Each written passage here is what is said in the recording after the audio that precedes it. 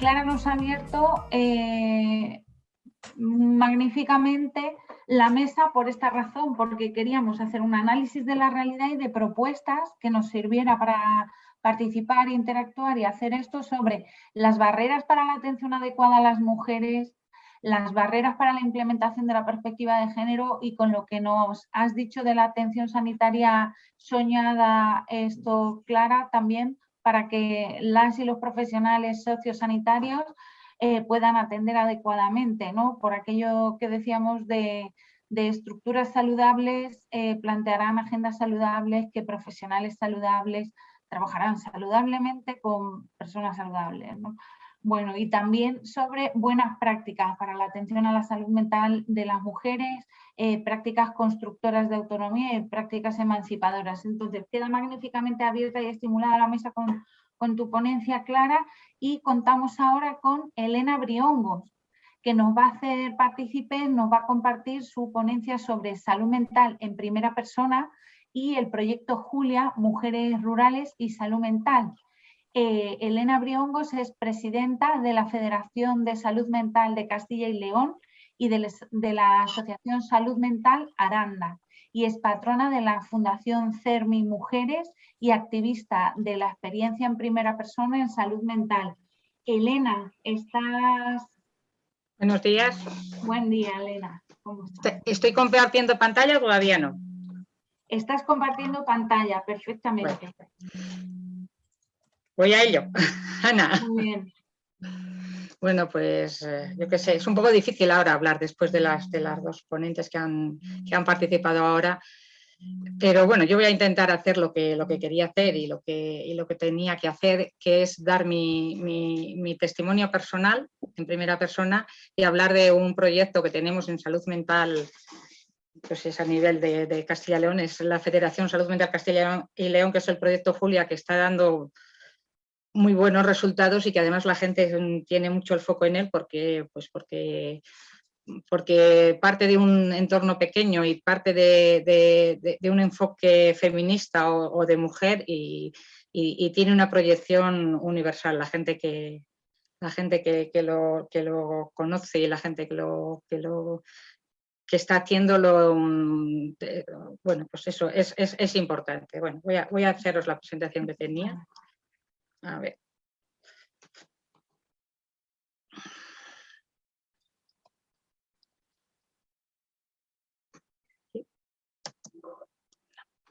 Es que no me deja pasar, a ver. Sí. Que no me deja pasar Mira, si pinchas la primera diapositiva en el listado, sí. Y luego le das a la flechita de ir para abajo, puede ser que pase así. Pues puede ser. A ver. No, en el teclado. Si pinchas ahí y luego le das en el teclado en la diapo de ir para abajo. Vale. Perfecto. Muchísimas ¿Está ya? gracias. Ahí está. Sí. Bueno, como tengo un texto, voy a leerlo, pero seguramente pues aparecerán cosas o haré reflexiones que tengo ahí. Bueno, buenos días y bienvenidas a todas las personas que hoy han querido unirse a esta jornada online. Quiero compartir el proyecto Julia, Mujeres Rurales y Salud Mental, una iniciativa que nace en Castilla y León y de la que yo personalmente me siento muy orgullosa e identificada. Para mostraros el origen del proyecto Julia, estoy pensando cuál es la flecha, Ana. Es del teclado la que indica hacia abajo. Vale, gracias. Para mostraros el origen del proyecto Julia, quiero hacer un símil con mi propia vida. Las dos, Julia y yo, somos mujeres rurales, que hemos pasado por muchas cosas. Un momentito, ¿eh?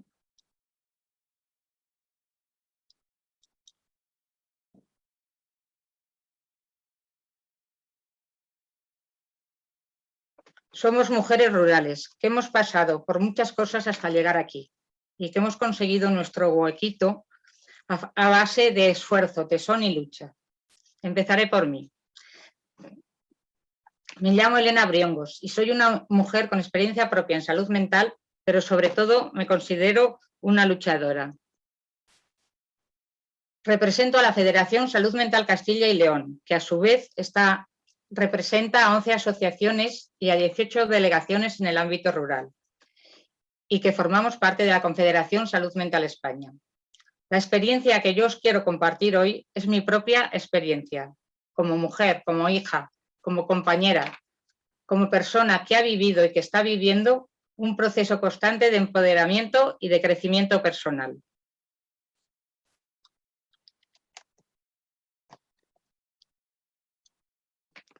Me parece que van a ir desacompasadas las diapositivas con el texto. Los problemas de salud mental afectan a un alto número de personas. Se estima que 1 de cada 4 personas a lo largo de su vida puede sufrir un problema de salud mental. Solo en Castilla y León, 29.926 personas tienen un certificado de discapacidad por algún problema de salud mental. Y eso es solo la punta del iceberg, porque muchas de ellas están sin diagnosticar o no acuden a ningún recurso. Y el porcentaje de mujeres es también muy importante, rondando el 50%, lo que representa a 14.908 mujeres. Todas nosotras sabemos que ser mujer en este mundo en el que vivimos sigue siendo muy complicado, más aún si tenemos algún tipo de discapacidad. Y si esta discapacidad es psicosocial, las trabas crecen y crecen.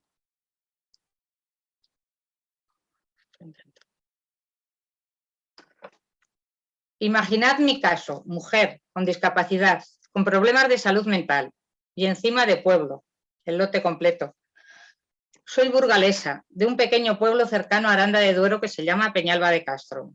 Tengo una estupenda familia numerosa de 5 hermanos y una madre nonagenaria a la que adoro y con la que vivo en la actualidad. Con 18 años las cosas empezaron a complicarse. Tuve mi primer brote psicótico, un diagnóstico, luego otro, la medicación, los ingresos, una época muy complicada en la que todo era nuevo para mí y para mi alrededor también, sobre todo para mi familia, la gente que me cuidaba. En el año 2000 empecé a participar en la Asociación Salud Mental Aranda. Comencé asistiendo a talleres, reuniones, actividades. La ventaja de nuestro movimiento asociativo Salud Mental es que acoge a muchas tipologías distintas. Las personas con problemas de salud mental somos muy variadas, cada una un mundo, y con muy distintos perfiles y diferentes necesidades. Lo importante es que cada persona encuentre lo que anda buscando en las asociaciones, ya sea compañía, formación, ocio, empleo, escucha.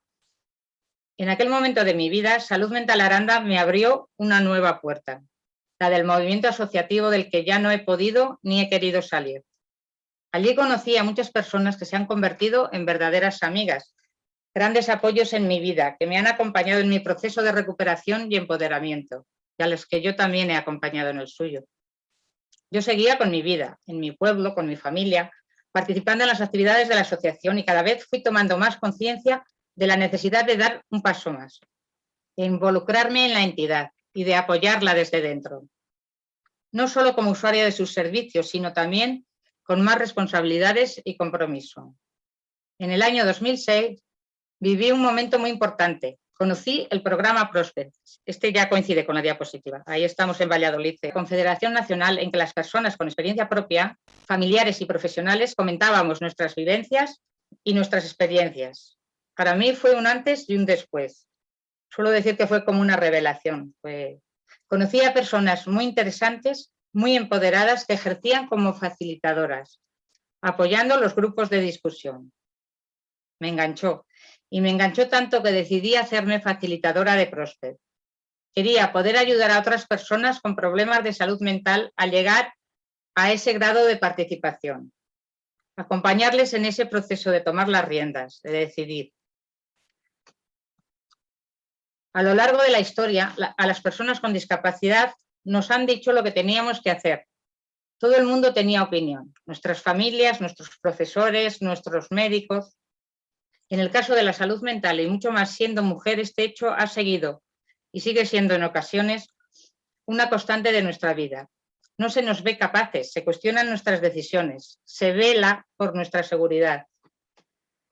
Pero gracias al apoyo de mi asociación me vi capaz para trazar mi propio camino, con ese derecho a caer, a equivocarme y a volver a levantarme.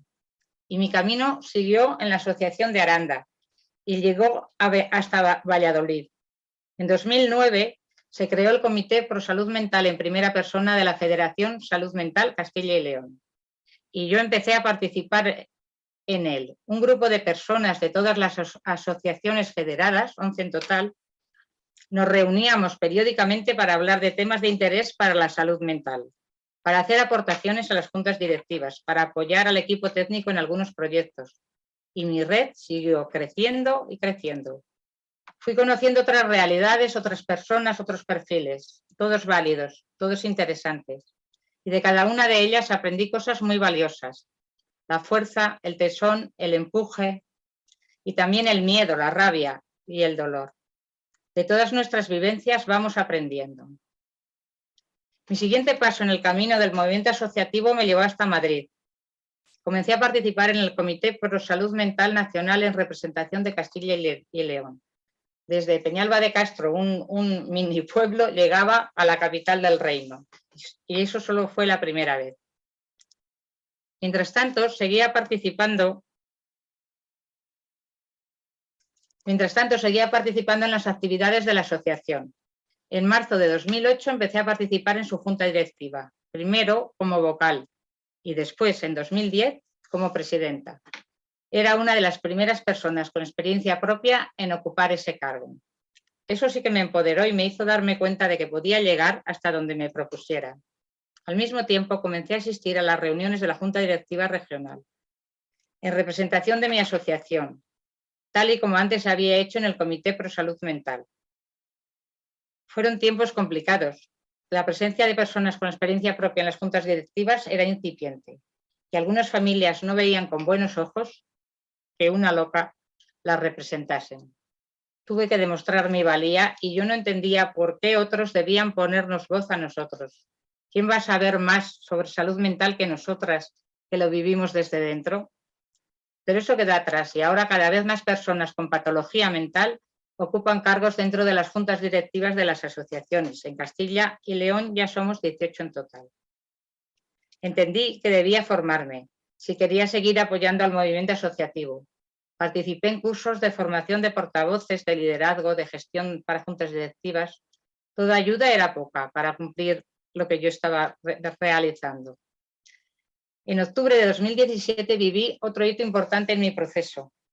La Confederación Salud Mental España organizó el primer encuentro Mujeres y Salud Mental, que sería el germen de la Red Estatal de Mujeres, en la que también participo.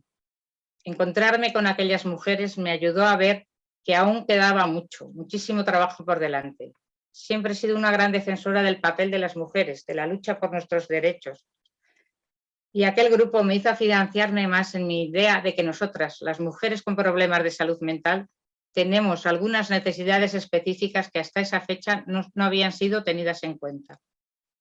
La Red Estatal de Mujeres ha seguido creciendo y me ha permitido vivir lo que hoy se denominaría un momentazo, reunirme junto con el resto de compañeras con la reina Leticia en varias ocasiones. Ella es una mujer muy sensible a nuestra realidad y su apoyo nos da una gran visibilidad.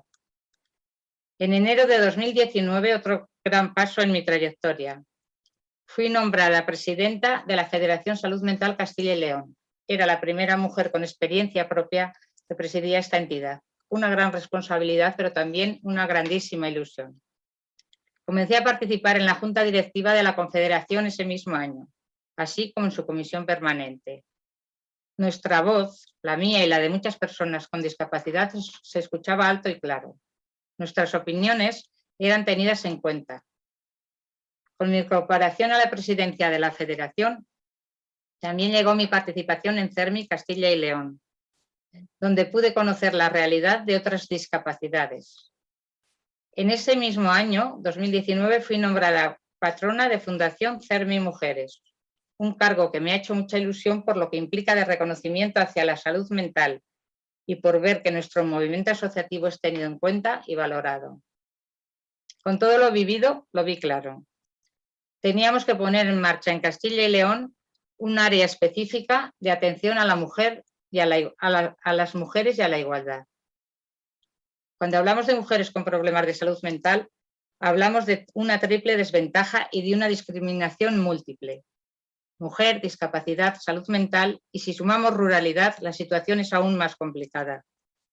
Las mujeres con problemas de salud mental en general y especialmente en el ámbito rural viven situaciones graves vinculadas al aislamiento, la soledad y el estigma. El escaso nivel formativo, los servicios públicos inadecuados y la carencia de autoestima hacen que las mujeres tengamos a veces dificultades para el acceso al empleo, lo que genera una dependencia económica y emocional de otras personas y una desigualdad en sus oportunidades. En 2016 fue donde partió el proyecto Julia. En 2016 hicimos un análisis inicial para saber dónde estaban las mujeres, ya que en nuestras asociaciones el número de hombres era bastante mayor y sobre todo qué necesidades tenían. Solo rascamos un poquito y el resultado de aquel estudio nos heló la sangre. Un alto porcentaje de mujeres encuestadas nos refirieron situaciones de abuso, de vulneración de derechos. Nos hablaron de temas que antes no se habían tocado: maternidad, sexualidad, violencia de género. El café para todos ya no valía. Las mujeres necesitábamos programas específicos y nos pusimos manos a la obra. En aquel momento nació el proyecto Julia, para dar respuesta a las necesidades de las mujeres del medio rural. Queríamos favorecer su formación, que conociesen sus derechos y sobre todo que tuviesen redes de apoyo en las que poder agarrarse cuando fuese necesario. Ya somos más de 250 Julias en Castilla y León y sumando. Los talleres del proyecto Julia tienen como ejes fundamentales la participación y el empoderamiento de las mujeres del medio rural, tanto a nivel individual como colectivo. Se parte de la creación de espacios seguros y de reflexión, que se ha hablado ahora pues a otros niveles o de otras maneras, pero lo tenemos en cuenta. Se parte de la creación de espacios seguros y de reflexión en los que las mujeres pueden compartir sus experiencias sin ser juzgadas, en los que se crean redes de unión, de sororidad, que permiten que ellas se sientan más fuertes y apoyadas, y siempre desde una clave flexible, adaptable, en el que ninguna mujer se quede atrás. El ritmo del grupo lo marcan sus integrantes y la facilitadora tan solo apoya sin dirigir ni imponer. Julia. Mi amiga Julia no es solo un nombre de mujer, sino es un acrónimo de las 5 etapas de este itinerario formativo. Juntas, unidas o únicas, libres, independientes y activas. En cada una de las sesiones se trabajan mediante dinámicas diferentes fases de este proyecto. La primera sesión tiene por objetivo que las mujeres que forman el grupo se conozcan y organicen cómo quieren que sea el funcionamiento del taller, marcando las normas y creando un clima de complicidad y de confianza. En la sesión de únicas vamos a identificar nuestra diversidad, a reconocer nuestra valía como mujeres con grandes capacidades y revisando el camino ya andado, con ayuda a la mirada de las compañeras. La sesión de libres se centra en el reconocimiento de situaciones de violencia que hayamos vivido, en hablar de esos buenos y malos tratos recibidos por el hecho de ser mujer con un problema de salud mental. La sesión de independientes se centra en los proyectos de vida que cada una tenemos y en la forma de ayudarnos y de ayudar a las compañeras a conseguirlo. Y en el último módulo de activas respondemos a la pregunta: ¿y ahora qué? Se diseña un futuro para que el grupo después de la finalización del taller. El proyecto Julia lleva ya 5 años de andadura. Con el apoyo de la Dirección General de la Mujer de la Junta de Castilla y León hemos llegado a cerca de 250 mujeres. Hemos ampliado las actividades, realizando no solo los talleres en el ámbito rural, sino también una formación específica para formadoras en la metodología del proyecto Julia. Un curso universitario de especialización sobre mujeres rurales y salud mental, de la mano de la Universidad Europea Miguel de Cervantes. Así como 3 encuentros, Julia sigue tejiendo en los que las mujeres de diferentes localidades se han conocido y compartido sus experiencias. Lo que nació siendo un pequeño proyecto piloto en 5 pueblos de Castilla se ha convertido en una referente en la lucha de las mujeres rurales con problemas de salud mental. y no podemos estar más orgullosas de Julia. Este ha sido un repaso, acabo ya, este ha sido un repaso por mi vida y obras y por las andanzas de Julia. Ambas cosas corren paralelas y no son más que la muestra del enorme potencial que las mujeres con problemas de salud mental tenemos. Superando adversidades hemos descubierto que el verdadero poder de las mujeres con discapacidad reside en nuestro tesón, en nuestra perseverancia, en nuestro empuje. Que nuestra vida está llena de tropiezos, pero que nos ayudan a avanzar y que juntas, unidas, apoyándonos unas a otras, podremos llegar hasta donde queramos. Este es el final de la presentación, pero quería añadir que en todo el recorrido, las diapositivas que habéis visto, falta un actor, falta un personaje que ahí no ha salido o ha salido muy de fondo, que es el paisaje. Yo vivo en un pueblo, como he dicho al principio, vivo en un pueblo rural, en un pueblo muy pequeñito, y quiero decir, aparte de toda la sororidad nuestra y de todo el apoyo entre mujeres, yo creo que hay un tema muy importante que es el contacto con la naturaleza. Es decir, no solo para descargar o para relajarse, sino porque es necesario ver pasar las estaciones y ver cómo crecen las plantas, y es necesario para las personas en general, pero para las mujeres en particular. Yo creo que eso es algo que también hay que tener en cuenta. Y nada más que gracias por permitirme estar aquí o por ayudarme, y que he reflejado dos cosas, pero que claro, en mis casi 60 años he vivido muchas más cosas y puedo hablar de muchas más, tengo muchas más experiencias, pero que estas son las que os quería compartir. Gracias a todas.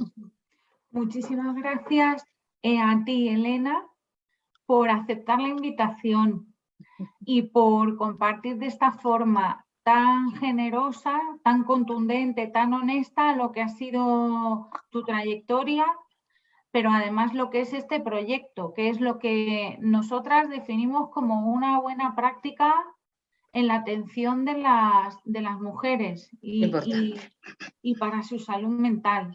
Muy bien. Seguro que nos va a estimular mucho para la mesa. Bueno, te están dejando, veo 8, 9, 10, 12 mensajes. Te están dejando en el chat. Te están dejando muchísimas mensajes, Elena.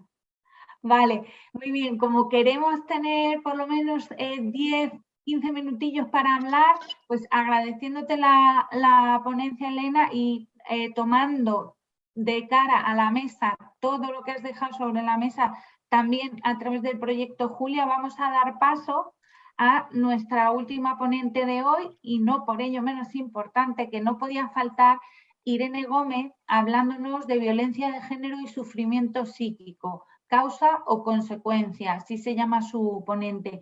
Irene es psicóloga general sanitaria y es experta en violencia de género y trastornos de la personalidad. Ha trabajado a lo largo de estos años en diferentes recursos de la Red de Salud Mental de la Comunidad de Madrid y actualmente se dedica a la práctica privada. Así que, Irene, te damos paso directamente. ¿Sí? Sí. ¿Veis la presentación? Sí. Vale. Sí, lo estamos viendo. Muchísimas gracias. Vale. Bueno, buenos días. Lo primero, agradecer a la Federación por contar conmigo para estas jornadas. Me hace mucha ilusión, en especial a Ana, que como decían las anteriores ponentes, nos lo has puesto muy fácil. Yo hoy quería plasmar una realidad que desgraciadamente está muy silenciada, que es la de las mujeres que padecen un diagnóstico, un trastorno mental grave y que además han sufrido violencia de género. Y me gustaría que con mi intervención y también con la mesa que hagamos posteriormente podamos relacionar y ver si es causa o consecuencia esta relación. Si estas personas, por su sintomatología, por su diagnóstico, tienen mayor facilidad o más riesgo para mantener este tipo de relaciones de maltrato.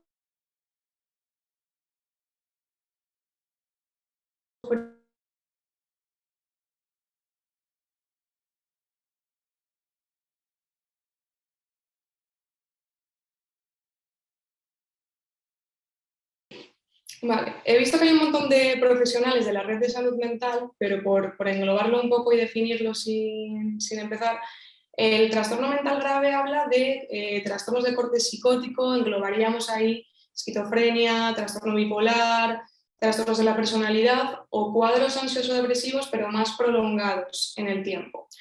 Y hablaba aquí, es verdad que no hay como una definición clara del trastorno mental grave, pero quería hablar de la reforma psiquiátrica que empezó en Francia y llegó a España un poquito más tarde, que pretendía que estas personas se integrasen en la comunidad. Antes de esta reforma estaban estas personas en lo que hoy en día incluso se sigue escuchando, los manicomios, en hospitales que estaban en entornos alejados, marginalizados, un poco para que no molestasen, digamos.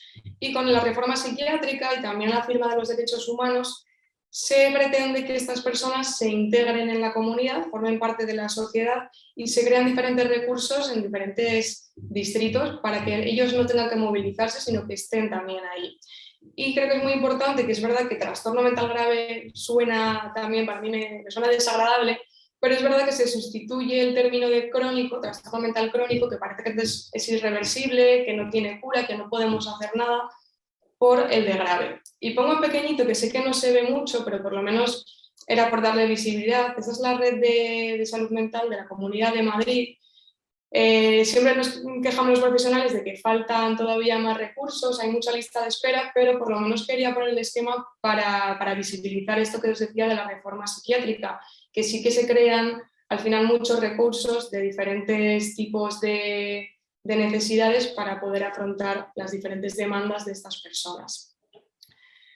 Sin embargo, quería poner esta tabla que ya tiene algunos años, es de la Universidad Complutense de Madrid. Se hizo con usuarios de un CRPS y habla de los estereotipos y prejuicios que solemos asociar normalmente a este tipo de personas. Se ha visto que asociamos el término trastorno mental grave con peligrosidad, con que no tienen control sobre sus actuaciones, que son débiles, se les culpa incluso de la aparición de su enfermedad o de las recaídas, y esto provoca que haya prejuicios como miedo, desconfianza, lástima, vergüenza, que pues en el cómputo global provoca una serie de conductas de discriminación, el estigma, que decía, estas personas que fueron encuestadas dijeron que veían dificultades a la hora de encontrar y mantener un trabajo por su diagnóstico, de encontrar vivienda, a la hora de relacionarse, que eso también lo comentaba muy bien Elena ahora, ¿no? Parece que una persona, como tiene este diagnóstico, pues no puede hacer determinadas acciones sociales. Y a mí me gusta añadir interrogación, pero creo que es muy importante la parte de sanidad, que la publicación no lo recoge, pero sí que desde mi experiencia y también escuchando a los usuarios de los recursos donde he trabajado, sí que hay dificultades también a nivel sanitario para estas personas. Parece que todas las dolencias que tienen se ven referidas a su diagnóstico. No pueden tener, al final esas personas también viven, se relacionan, comen, ¿no? Y también tienen otro tipo de dificultades en su organismo que nada tienen que ver con su diagnóstico, es otra cosa más. Y entonces también muchas veces los profesionales sin querer caemos en este estigma. Y también en cuanto al uso de recursos, traigo dos datos que me parecen muy interesantes. FEDEAFES, que es una asociación del País Vasco, indica que hay el doble de hombres que de mujeres en los recursos de rehabilitación. Y Hermanos Hospitalarios provoca un dato más reciente, desde el 2019, que dice que no comparte que haya tanta desigualdad, no hay el doble, pero sí que es verdad que hay más hombres que mujeres. Y lo que me parece muy significativo es que hay el doble de hombres que de mujeres en los centros de rehabilitación laboral. Esto al final lo tenemos que ver con perspectiva de género y con las gafas moradas. Estamos perpetuando los roles de género de los que tanto hemos hablado en esta jornada, ¿no? Los hombres salen a trabajar, las mujeres al final ese rol más de quedarse en casa, limpieza, dependientes, incluso también en los CRL se ve la división de los puestos de trabajo con esta perspectiva de género. En cuanto a datos de violencia de género, hay muy pocos datos, muy pocas publicaciones sacadas, pero los datos, por lo menos me parece que aunque sean escasos, ya son muy significativos y que revelan la importancia que tiene este caso.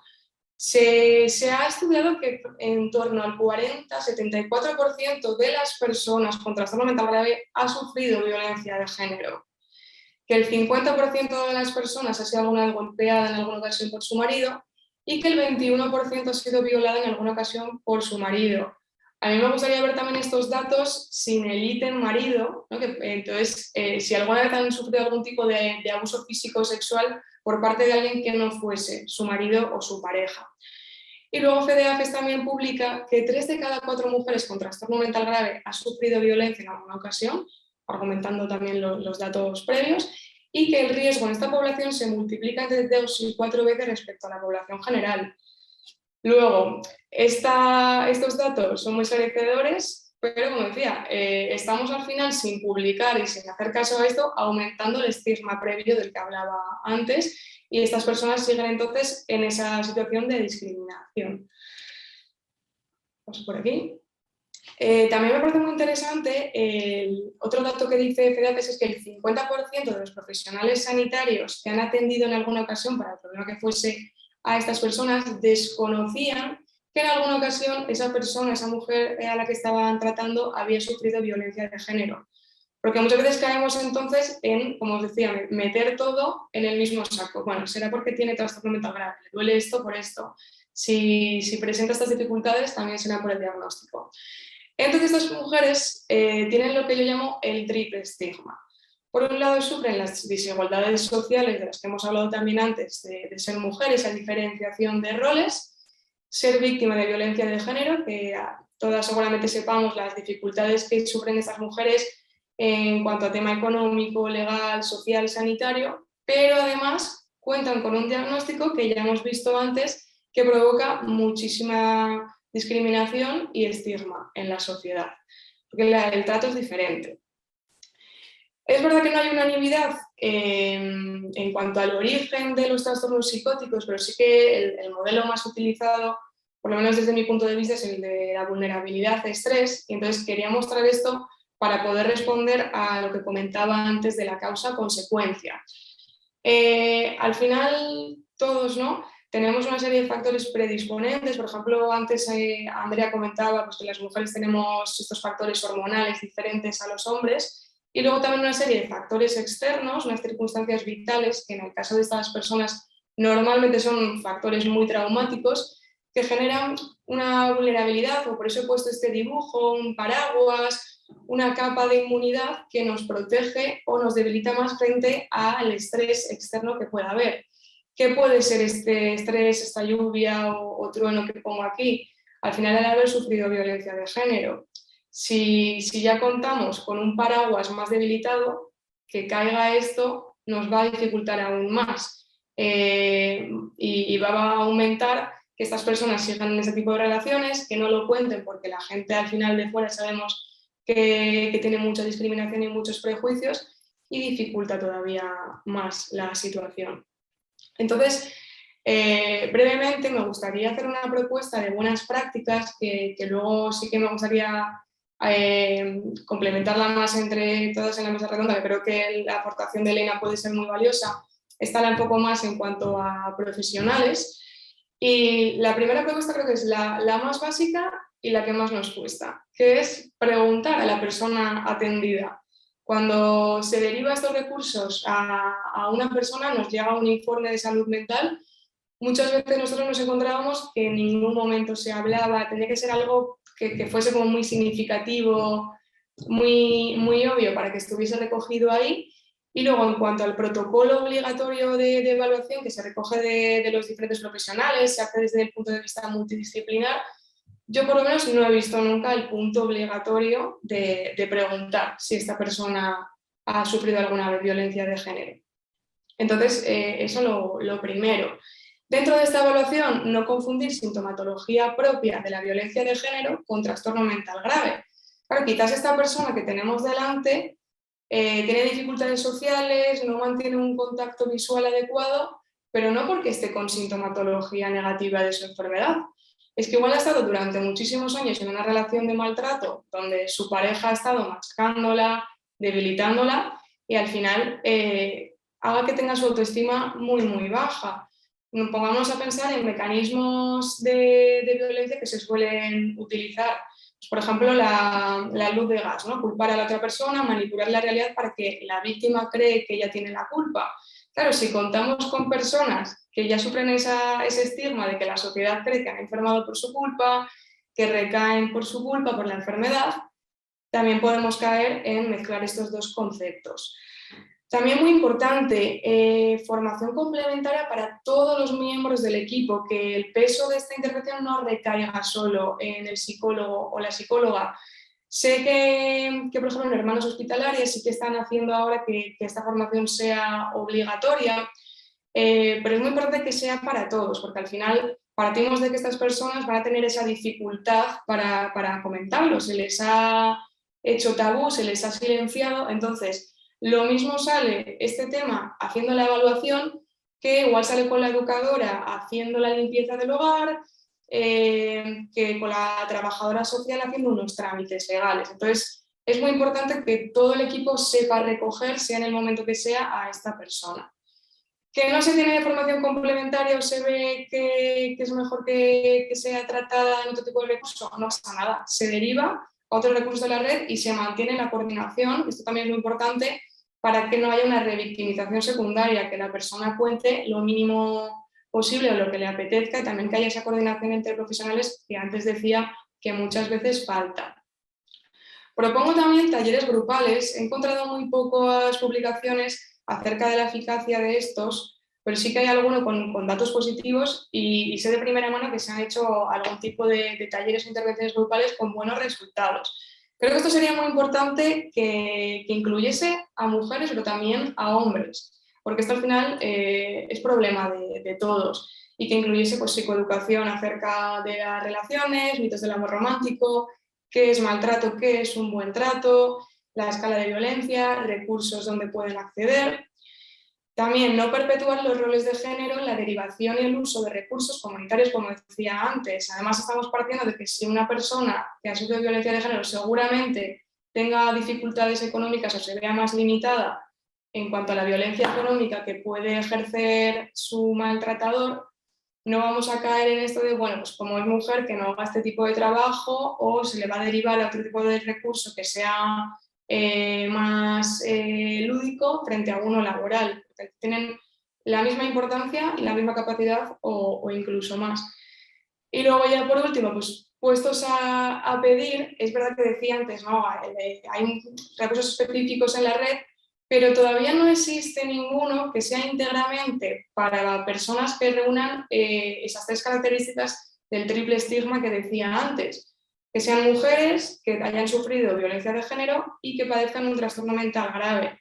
Muchas veces estas personas al final tienen una serie de dificultades extra que el meterlas en el mismo recurso, pues lo que os decía, puede perpetuar el tabú, estas dificultades, esta discriminación, o también pues parece como que estas personas, como las culpamos de sus recaídas, las tachamos de impredecibles, de incontrolables, no caemos en que puedan tener también hijos a su cargo, que tengan otro tipo de dificultades. Entonces, pues ya puestos a pedir, ojalá la creación en algún momento de espacios íntegros para estas personas. Y ya, bueno, pues por último, agradeceros la participación y la intervención también a las demás ponentes, que ha sido muy completa. Dejo aquí mi email por si alguien quiere que le mande algún tipo de datos de los que he hablado, información complementaria. Me he modernizado hace poco, me he hecho Instagram a petición de mis pacientes, también me podéis contactar por ahí. Y lo dicho, muchas gracias a todas. Muy bien, muchísimas gracias a ti, Irene, por esta aportación imprescindible acerca de la violencia de género y que también me está dando pie con todas las propuestas que has hecho de buenas prácticas relacionadas con prácticas sobre todo emancipadoras, ¿no? Y prácticas que mejoran realmente la atención integral a las mujeres. Yo iba a plantear dos preguntas inicialmente, la vamos, si os parece bien, respondiendo primero a una u otra. Se ha hablado muchísimo de barreras, sin embargo, a mí me gustaría que de cara a las mujeres que hay ahora mismo en la jornada y de cara a las y los profesionales que hay en la jornada, que a veces estamos en las dos situaciones, ¿no? En situación profesional y haciendo frente a dificultades o a sufrimiento psíquico. ¿Cuáles son las principales barreras que nos seguimos encontrando las mujeres cuando acudimos en busca de ayuda por nuestro sufrimiento psíquico. Entiendo que también en la comunidad y en las propias redes, ¿no? Ahí, ¿a quién le apetecería responder primero? ¿Cuál pensáis que son las principales barreras que seguimos encontrando? Bueno, yo creo que en primer lugar esos roles de género que tanto han salido hoy en las ponencias, que al final clasificamos las características, las competencias, los problemas incluso de salud mental ya directamente a las mujeres por un lado, a los hombres por otro, entonces muchas veces se infradiagnostica o se sobremedicaliza y al final es como la pescadilla que se muerde la cola. No voy a contar esto, no voy a ser que no me crean, que no me atiendan debidamente. El profesional dice, bueno, pues si yo no recibo esto, no existe. Y al final, poco a poco, entre todos vamos creando esa dinámica. No sé qué opinan las demás. Pero yo creo que muchas veces está pues, esos roles de género que inconscientemente perpetuamos entre todos. Elena, ya te doy la palabra. Gracias. Sí.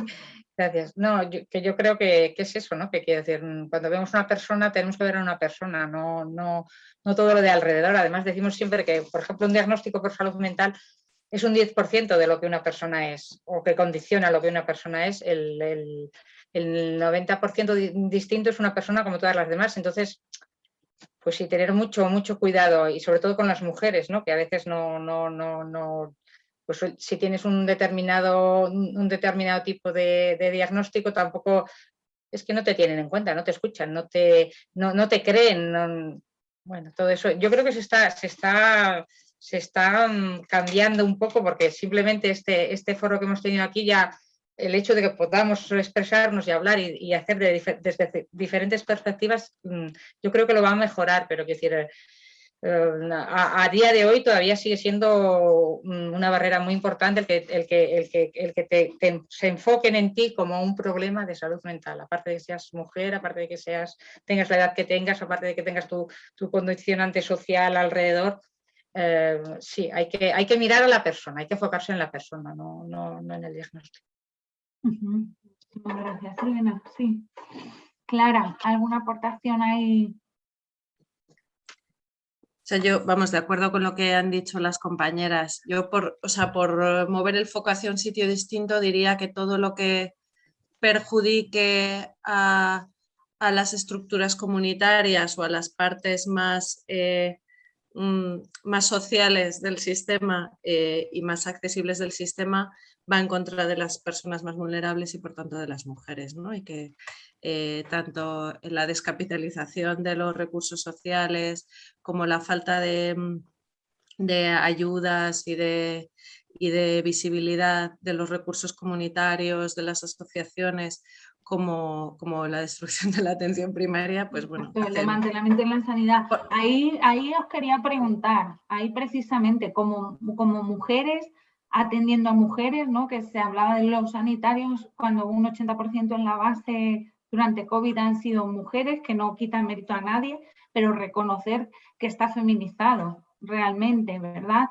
Y que las propias mujeres tienen las propias sanitarias tienen sus propios mandatos de género, roles de género y todas las presiones que caen sobre todas las mujeres. No toda la responsabilidad es de las y los sanitarios, ¿no? Más bien habrá una estructura, ¿no? Ahí es una barrera, si veis como una barrera, las y los profesionales, ¿cómo están? ¿No? Para que reciban una atención adecuada. Yo creo también que hay que incidir mucho, por ejemplo, en lo que no sé quién lo ha dicho, en la valoración de las características como mujeres que tenemos, de tenerlas como en segundo plano, o sea, el actuar, el tener poder. Quiero decir, tenemos que valorarnos, por ejemplo, los cuidados, que no sé si han salido en algún momento aquí, pero es decir, yo llevo mucho tiempo. A mí me cuidaron antes, yo ahora he cuidado a mis padres Quiero decir, lo de los cuidados es imprescindible en la sociedad. O sea, quiero decir, es que si hacemos una huelga de cuidados, la sociedad se hunde. Entonces, eso hay que valorarlo. Hay que valorarlo a nivel de que estés cuidando, pero que luego puedas tener un espacio tuyo propio, de que puedas tener incluso de que sean reconocidos económicamente. Quiero decir que eso, claro, tenemos ahí, yo creo que nosotras mismas tenemos o sea, yo creo que sabemos ya la fuerza que tenemos y el poder que tenemos, pero eso hay que comunicarlo al resto de las mujeres y nosotras mismas valorarlo, pero bastante más. Bastante más. Es decir, que... Muchísimas gracias. Sí. Sí, pues siguiendo en esta línea, ¿no? En la que es muy necesario valorar el cuidado, ¿no? Es real que muchas veces en las competencias, ¿no?, de los y las profesionales hay competencias definidas en los perfiles muchas veces que no se están implementando en la agenda, ¿no?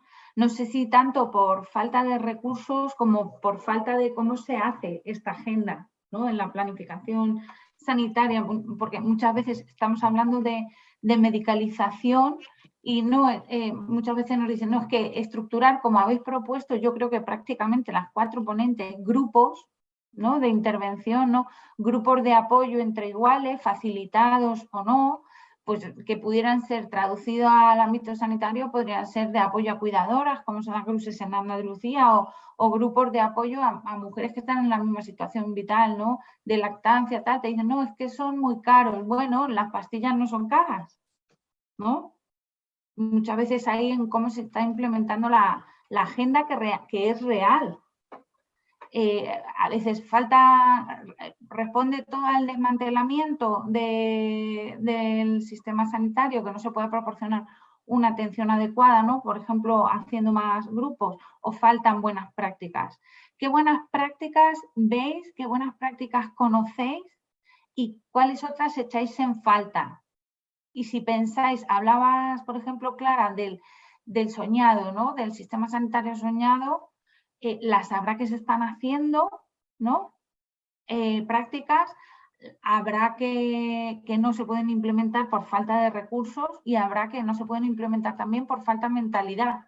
Yo ahí os invito ahora a ver un poco, pasemos a esto, cuáles serían pues propuestas de mejora, cosas que mejorarían la atención a las mujeres, que facilitarían que se implemente la perspectiva de género, desde la perspectiva que habéis hasta ahora abordado, que es interseccional, o sea, que es desde mujeres, desde salud mental y también desde, como se ha hecho una ponencia, desde enfoque de capacidad, que sean posibles, ¿no? ¿Qué buenas prácticas ahí veis?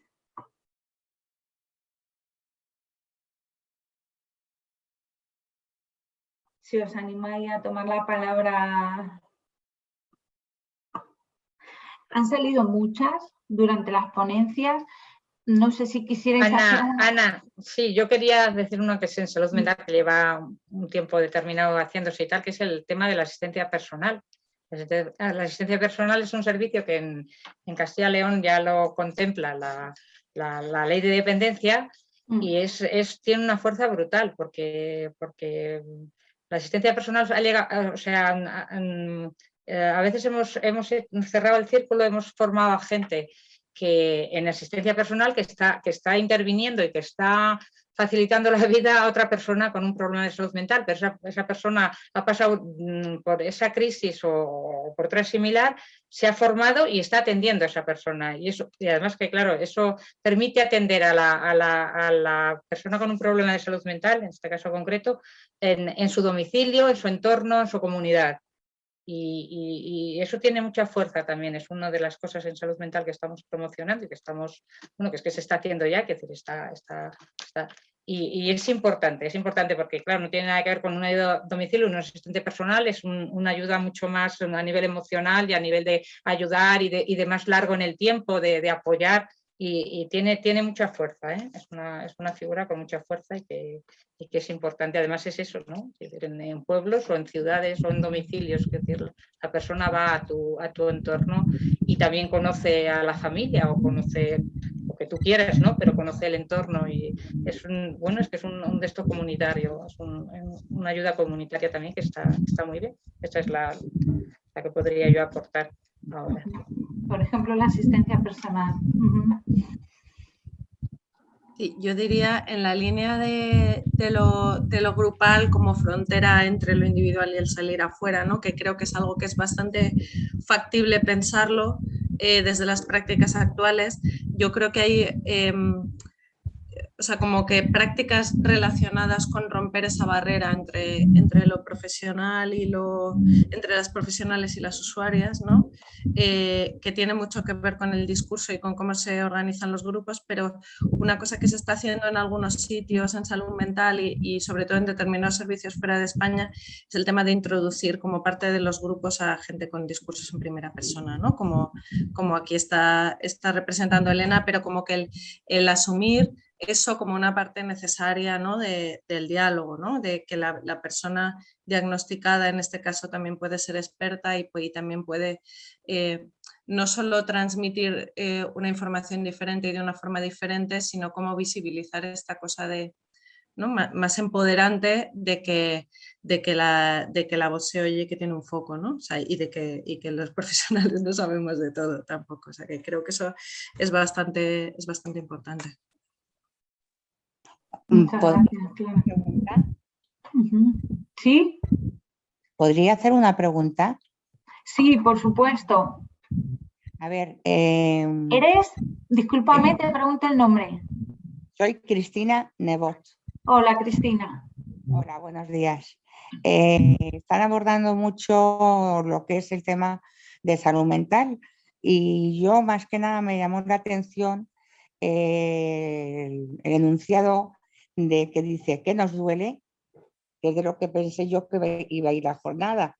Entonces yo tengo fibromialgia, no sé si de eso van a hablar ustedes. Pues la jornada es de género y salud mental, Cristina, precisamente. Se llamaba ¿Qué nos duele? Y se llama género y salud mental. Entonces, de todas formas, espero que te haya podido aportar un poco porque lo que es ser mujeres en sí, nuestra salud está amenazada por muchas cosas y también las de las mujeres con fibromialgia, de las que se han hablado durante toda la jornada, ¿no? En especial, te podría contar, ¿verdad, Irene, unas cuantas cosas sobre la violencia de género y la fibromialgia. A 9 minutos de que cerremos. No sé, Irene, si quiere recoger el testigo y hablar, porque ahí estamos hablando de dolor y muchas veces de finalmente temas relacionados con la depresión por la inadecuada atención que tiene, ¿no? Muchas veces la fibromialgia y muchas veces una honda relación con la violencia de género, ¿verdad? Pero sí, efectivamente, la jornada es sobre género y salud mental. Vale, muy bien. Cristina, a nosotras nos duele el alma, a ti te duele, a nosotros nos duele el alma normalmente, pero que por supuesto que la fibromialgia es muy incapacitante. Gracias. Vale. Y en relación a eso también, iba a decir lo mismo que Elena, ¿no? Que también lo psicológico también es un dolor, aunque a veces no lo localicemos, pero efectivamente también hay mucha relación entre fibromialgia y violencia de género y caemos en la misma trampa, que al final con el trastorno mental grave, de meterlo todo en ese saco roto que parece que entra todo pero a la vez no hay nada específico. Bueno, si se queja de esto es que tiene fibromialgia. Ya lo que pueda pasar en su casa parece secundario, ¿no? Y muchas veces también caemos en esto que decía de confundir la sintomatología propia de un diagnóstico ya con todo lo social. Y me imagino que también incluso podríamos plantear la misma pregunta, ¿no? Causa-consecuencia, ver el modelo de vulnerabilidad y estrés, que al final son cosas también que caen sobre ese paraguas que he mencionado antes. O sea que totalmente de acuerdo, que tiene una relación y también es una realidad que ha de ser visibilizada y que muchas veces la silenciamos desgraciadamente. O sea que a veces silenciamos el maltrato que tenemos, por ejemplo, como es silenciosa la... No sé si he escuchado bien No te la estamos, pregunta. Cristina, escuchando bien, se va el sonido. No sé si es que estás fuera, porque no sé si fuera viento o alguna interferencia, Cristina, y se va un poco el sonido. Hola, ¿Sí? hola, ¿Sí? ¿Quién habla? soy Genoveva de Las Palmas. Hola, Genoveva, cuéntanos. Yo quería preguntar, porque conozco una experiencia de una familia, que cómo hacer consciente a una madre que justifica la violencia física de su hijo con trastorno mental grave a padres y hermanos. La madre es sana y uno de los hijos tiene trastorno mental grave y practica violencia de género, violencia en general de género, porque hay chicas en la Genoveva, familia. te voy a comentar lo siguiente. Efectivamente, muchas veces no somos conscientes o no sabemos gestionar las situaciones que estamos viviendo. Lo que sí te iba a comentar es que este tema a lo mejor es más útil que nos lo plantees directamente al programa, ¿vale? Y desde ahí me pongo a disposición, nos ponemos a disposición desde Enclave Saludable para poder hacer asesorías individuales en lo que necesitéis. Pero sí, efectivamente, muchas veces no somos conscientes ni sabemos gestionar adecuadamente los temas que tenemos de violencia alrededor nuestro, de violencia de género, de violencia sexual, de violencia de todo tipo. Y efectivamente, es necesario recibir un poco de ayuda, ¿vale? ¿De acuerdo? Para poder gestionarlo de forma adecuada. Entonces, ahí, Genoveva, te invito a que nos consultes al programa en particular, ¿de acuerdo? ¿Y cómo puedo acceder? Van a dejar las compañeras el correo electrónico, ¿de acuerdo? Del programa y el teléfono nuestro, ¿de acuerdo? De ahí de Federación de Mujeres Progresistas. Nos ponemos en contacto. Vale, ¿Te muchas parece bien? gracias. Vale, muy bien. Bien, Muchas gracias. ¿hay alguna otra pregunta? ¿O algún tema que las propias participantes de la mesa hayáis visto interesante sacar? Bien, se ha hablado de tantísimos temas. Sí, no sé si queréis hacer algún apunte. Preguntaba Carmen Reyero, al principio, no te hemos querido interrumpir, Clara, por el libro de neuropsiquiatría que has citado. Y le he respondido en el chat. Es un libro que está todavía sin publicar, pero que se va a publicar en PDF de forma gratuita, o sea que se podrá descargar y leer sin pagar nada. Y he puesto la página web donde en la parte de publicaciones se publicará cuando esté, pero que aún no está. Y el nombre era el que decía Carmen Reyes. Muy bien, muchísimas gracias, Clara. No sé si las compañeras han recogido algo en el chat, las compañeras técnicas de FMP han recogido algo en el chat o alguna otra cosa que nos quisieran compartir.